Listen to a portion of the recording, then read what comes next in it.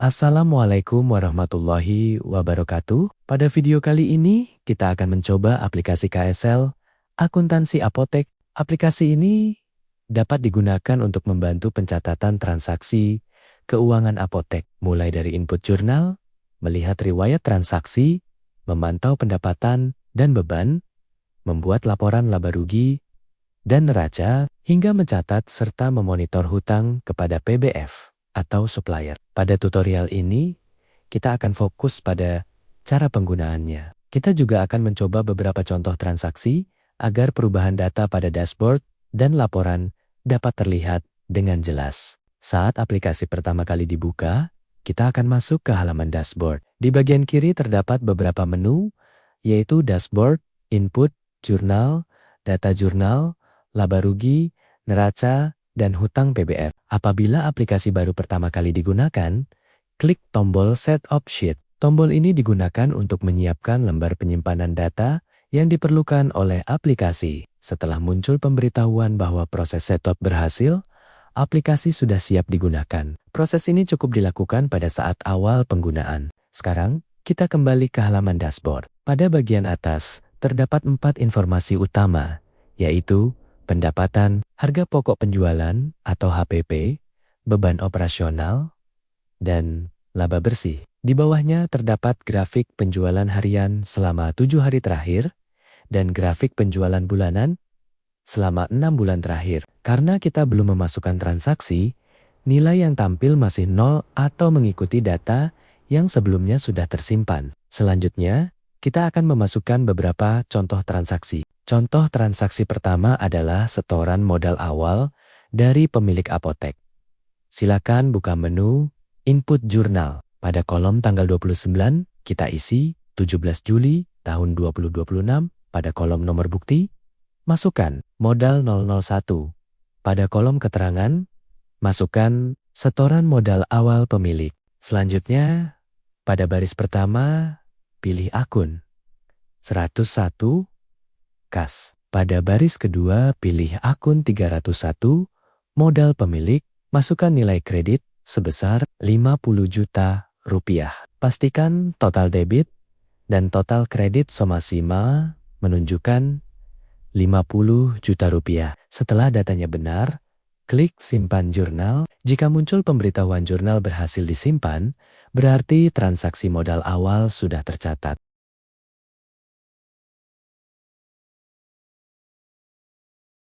Sekarang, kita akan mencatat transaksi penjualan obat secara tunai.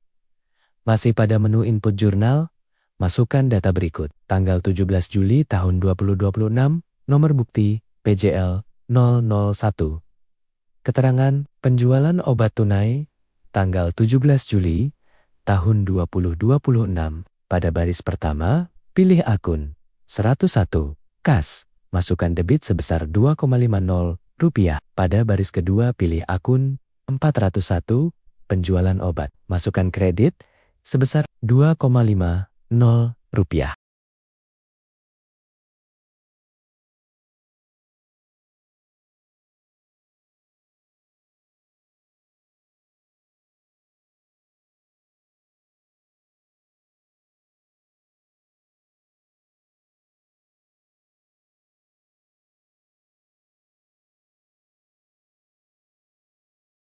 Setelah mencatat penjualan, kita juga perlu mencatat nilai persediaan obat yang terjual. Untuk contoh ini, kita asumsikan harga pokok obat yang terjual sebesar Rp1.500.000. Masukkan data berikut, tanggal 17 Juli tahun 2026. Nomor bukti HPP 001. Keterangan harga pokok obat yang terjual. Pada baris pertama pilih akun 501. Harga pokok penjualan, masukkan debit sebesar 1,50 rupiah. Pada baris kedua, pilih akun 103, persediaan obat, masukkan kredit sebesar 1,50 rupiah. Setelah jumlah debit dan kredit seimbang, klik simpan jurnal. Dengan transaksi ini, aplikasi dapat menghitung laba kotor dari selisih penjualan dengan harga pokok penjualan.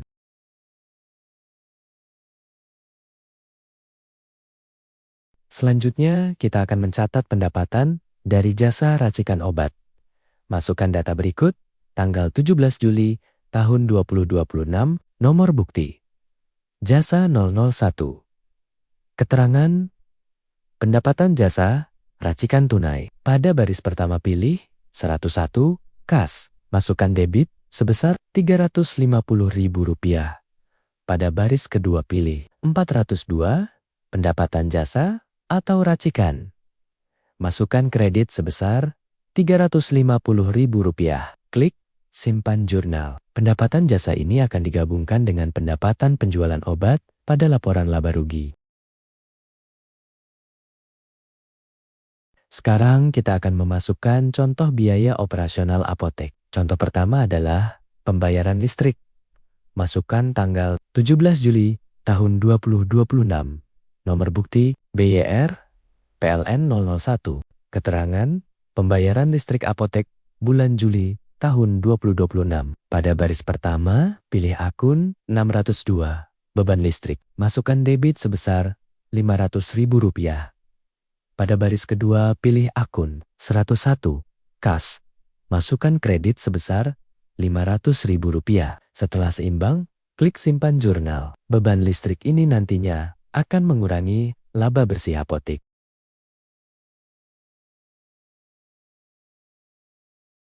Kita tambahkan satu contoh biaya lagi, yaitu pembayaran gaji pegawai. Masukkan tanggal 17 Juli tahun 2026, nomor bukti gaji 001. Keterangan pembayaran gaji pegawai apotek. Pada baris pertama pilih 601. Beban gaji, masukkan debit sebesar Rp750.000. Pada baris kedua pilih 101. Kas, masukkan kredit sebesar Rp750.000. Klik simpan jurnal. Sekarang aplikasi sudah memiliki contoh data pendapatan, harga pokok penjualan, dan beban operasional.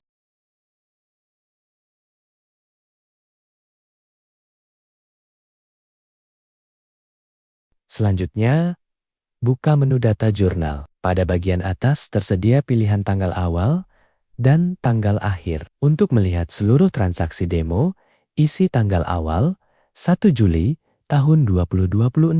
Kemudian, isi tanggal akhir 31 Juli tahun 2026. Klik tombol tampilkan. Aplikasi akan menampilkan seluruh jurnal yang sudah kita masukkan. Pada tabel ini, kita dapat melihat tanggal transaksi, nomor bukti, keterangan, akun yang digunakan, nilai debit, dan nilai kredit. Apabila jumlah datanya cukup banyak, gunakan tombol halaman yang tersedia di bagian bawah tabel untuk berpindah ke data berikutnya. Fitur ini memudahkan pengguna memeriksa kembali transaksi tanpa harus membuka data penyimpanan secara langsung. Sekarang, kembali ke menu dashboard. Setelah transaksi tadi tersimpan, nilai pada dashboard akan berubah. Pendapatan berasal dari penjualan obat sebesar Rp2.500.000, ditambah pendapatan jasa racikan sebesar Rp350.000. Jadi, total pendapatan yang diharapkan adalah Rp2,850. Harga pokok penjualan adalah Rp1,50. Total beban berasal dari beban listrik Rp500.000 dan beban gaji Rp750.000. Jadi, total beban adalah Rp1,250. Laba bersih yang diharapkan adalah Rp2.850.000 dikurangi Rp1.500.000. Kemudian, dikurangi Rp1.250.000. Hasilnya adalah Rp100.000. Grafik penjualan harian juga akan menunjukkan pendapatan pada tanggal transaksi yang telah kita masukkan. Sekarang buka menu laba rugi. Pada tanggal awal, isi 1 Juli tahun 2026. Pada tanggal akhir, isi 31 Juli tahun 2026. Kemudian, klik tampilkan. Pada laporan ini, kita dapat melihat total pendapatan, harga pokok penjualan, laba kotor, beban operasional, dan laba bersih. Berdasarkan data demo tadi, hasil yang diharapkan adalah pendapatan sebesar Rp2,850, harga pokok penjualan sebesar Rp1,50, sehingga laba kotor sebesar Rp1,350. Total beban sebesar Rp1,250 dan laba bersih sebesar Rp100.000. Pengguna dapat mengganti periode tanggal untuk melihat laporan harian, mingguan, bulanan, atau sesuai kebutuhan. Selanjutnya, buka menu neraca. Pada kolom sampai tanggal 2020 isi 31 Juli tahun 2026. Kemudian, klik tampilkan. Pada laporan neraca, aplikasi akan mengelompokkan saldo menjadi aset, kewajiban, dan modal. Kas awal berasal dari setoran modal sebesar Rp50 juta.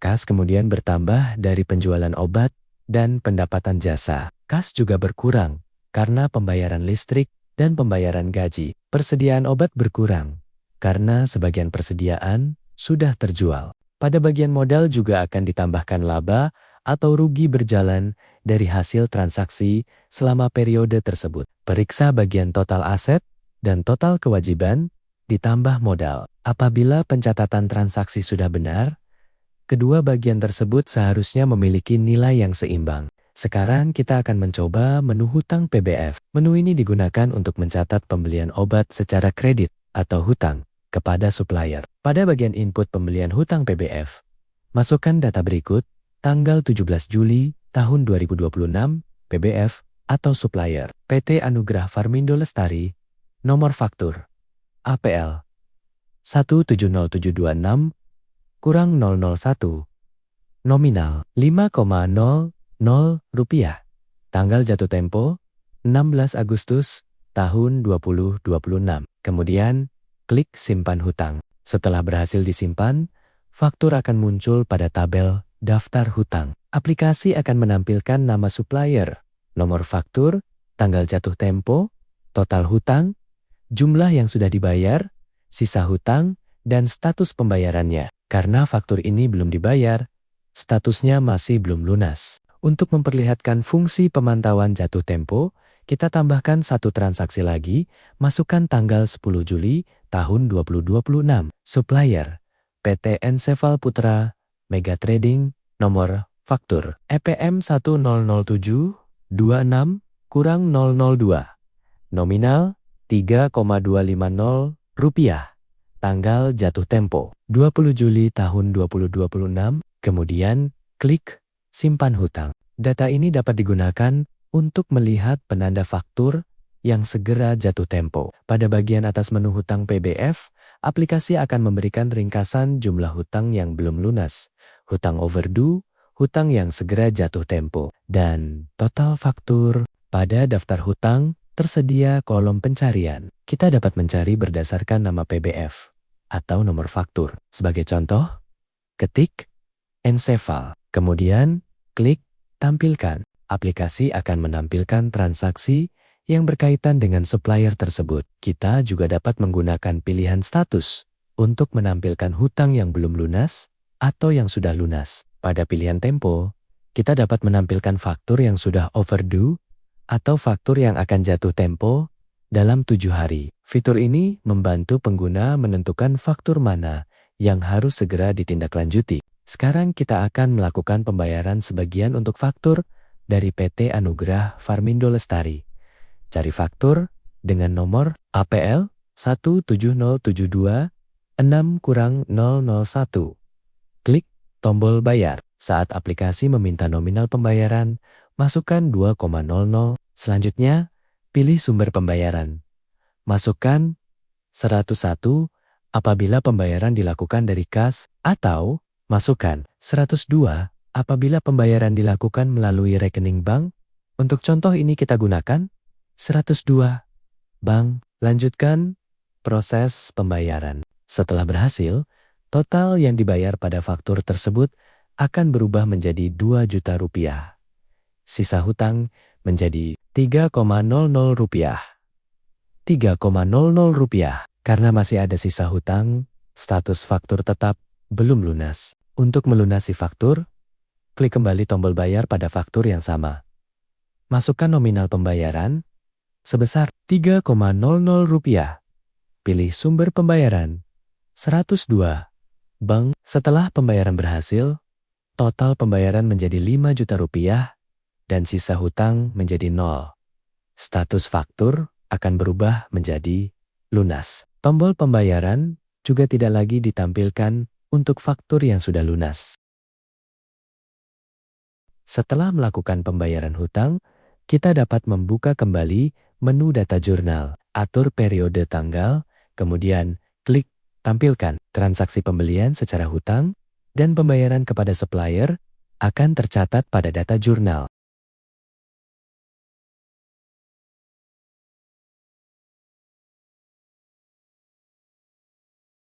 Selanjutnya, buka menu neraca, pilih tanggal laporan, kemudian klik tampilkan saldo hutang supplier akan berkurang sesuai jumlah pembayaran yang sudah dilakukan. Saldo kas atau bank juga akan berkurang mengikuti sumber pembayaran yang dipilih. Dengan demikian, pengguna cukup melakukan transaksi melalui menu hutang PBF dan aplikasi akan membantu memperbarui pencatatannya. Sebelum menyimpan jurnal, selalu pastikan total debit dan total kredit memiliki nilai yang sama. Gunakan nomor bukti yang berbeda untuk setiap transaksi agar transaksi lebih mudah dicari. Tuliskan keterangan yang jelas, misalnya pembayaran listrik bulan Juli, penjualan obat tunai, atau pembayaran faktur supplier. Masukkan transaksi pada tanggal terjadinya agar laporan per periode tetap akurat. Untuk hutang PBF, pastikan nama supplier, nomor faktur, nominal, dan tanggal jatuh tempo